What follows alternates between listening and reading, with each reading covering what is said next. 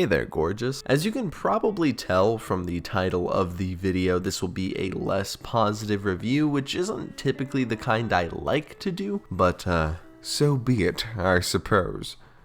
I'm never doing that accent again. I was in the middle of playing some games to prepare for my next XCOM replacements video when I booted up Massive Chalice to give it a look. What I found was a concept that was perfect for me, tailor-made to get me addicted to the game, but the execution of this concept was flat and boring. Welcome to this month's issue of the Indie Reviewer. I'm your reporter, Nimble Monster, and today we are covering the sad state of Massive Chalice. I'm going to take a sip out of this Capri Sun.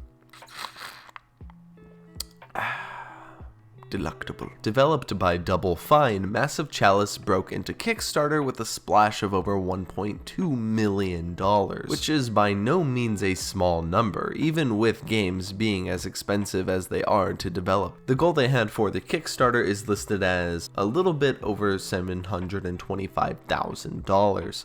So they blew that up quite a bit. The most interesting feature of the game is definitely its bloodlines. You can force a couple to marry and then they make a baby. This feature could have been so much more interesting. Imagine this, if it was the bond system in XCOM 2, but sometimes when they made this bond, it could become romantic, which could lead to them having a child that has a hybrid of their skills. This would be awesome, but the fact that this game limits that system to only the couples that you pick renders them to just being numbers on your screen. It really takes me out of the illusion that this is a lineage that I am cultivating. You essentially just look at the screen and go, well, if I pair Tommy and Patricia up, they will have a +3 to strength. It's just not very interesting after you've played for more than 3 hours. It's strange too, because a similar concept to the game does institute pretty well is its bloodline relics, which are chosen at random when a hero dies, and you can pass this weapon on to the future generation. This is cool, dynamic, and out of your hands.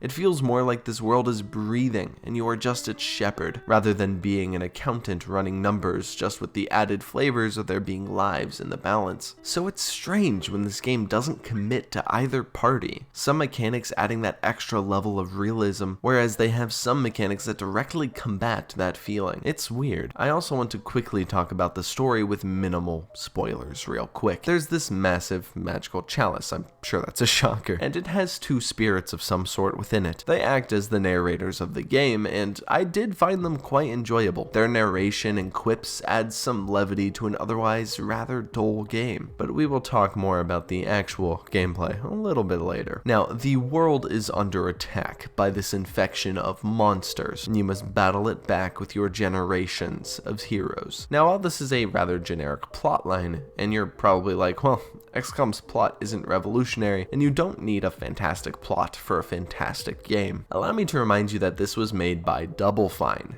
These guys are the masterminds behind Psychonauts and Broken Age. They are best known for their fantastic story-based games. This was a fantastic opportunity to make an intensely intriguing plot with a turn-based tactics set dressing. Hell, they could have gone hella wacky with it, not this generic fantasy setting. Sorry, I'm getting a little heated.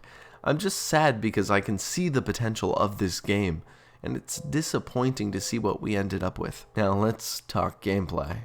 This one's a doozy. This is pretty textbook XCOM, just in a more medieval setting and with less mechanics. There's no flanking mechanic for your melee characters or Overwatch capabilities for your ranged units whatsoever, and these are just the more notable changes.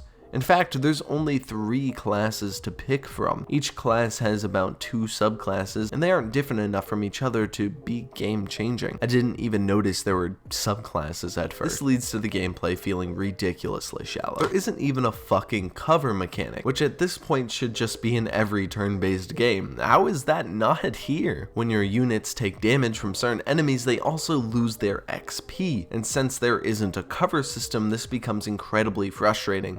Incredibly fast. I am being rather harsh, and there is fun to be had here, just not for a sustained amount of time. Any replayability this game would have is lost thanks to how shallow its systems are built. Not to mention the enemy variety is in the single digits. I'm just genuinely baffled. It really feels like somebody had the passing idea and then made the passing idea into the game rather than continuing to let that idea stew into something more remarkable. All in all, I can't recommend Massive Chalice to you, as much as I wish I could. But let's ignore all of that negativity that just spilled out of my mouth and wrap this video up. Prepare yourself for the typical YouTuber spiel. If you enjoyed this video and found it informative or helpful, do give it a lovely little like, and if you want to see more content like this, I am more positive normally, I promise you. Sit your nice ass down on that subscribe button, but most importantly, have a day as goddamn wonderful as you, and don't die. Bitch.